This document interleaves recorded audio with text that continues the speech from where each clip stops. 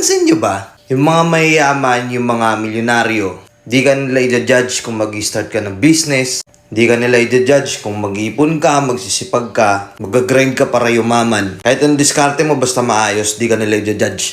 Susuportahan ka pa nila. Tuturuan ka pa nila kung ano talaga yung mga best way. Yung mga bodybuilder sa gym, yung mga talagang ang gaganda na ng katawan, yung mga taon na nagbubuhat sa gym, di ka nila i-judge kung one day papasok ka sa gym, payat na payat ka ba o ang taba-taba mo pa. Di ka nila i-judge. Tuturuan ka pa nila kung ano yung mga dapat at hindi mo dapat gawin. O yung mga magagaling na talaga sa basketball, sa sports. Yung mga magagaling na sa mga ganung larangan. Di ka nila i-judge kung nag-uumpisa ka pa lang na hindi mo kaya yan.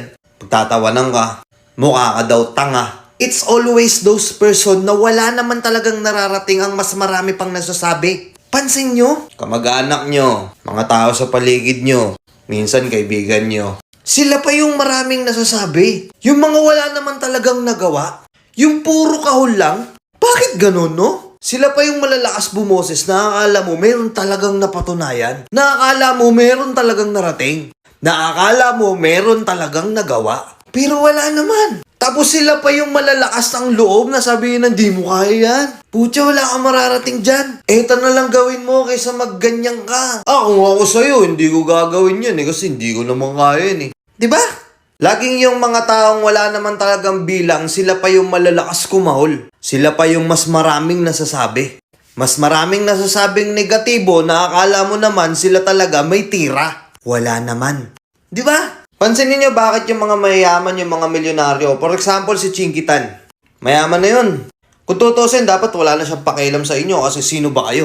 Di naman niya kayo kaano-ano, hindi niya nga kayo kilala Di naman niya kilala kung sino yung mga libu-libong nagko-comment sa mga videos niya. Pero anong ginagawa niya?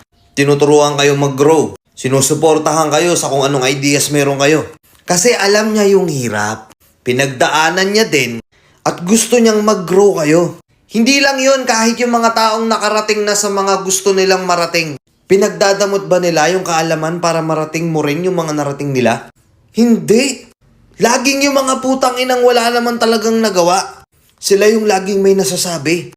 Nakakala mo may ambag sa buhay mo. Pansin nyo? May nagtitrigger ba sa isip nyo na may kilala akong ganito Malamang sa malamang talaga baka may kilala kang ganyan. Kasi napakaraming ganyan. Sa 100 taong kilala mo, halos dadalawa lang yung susuporta sa'yo. The rest, hihilahin ka pababa. Diba? O bago ang lahat, 60k ipon challenge. Nagtitinda po ako. Baka gusto niyo pong bumili. Galing to kay Chinkitan. Ayan dahil dito sa 60k ipon challenge, nakapagpagawa na ako ng kusina. Nakakatuwa naman. Isa to sa isang dapat mong matutunan, mag-ipon. Mura lang to, 100 pesos, dalawa na. Yun lang. Thank you. Peace out.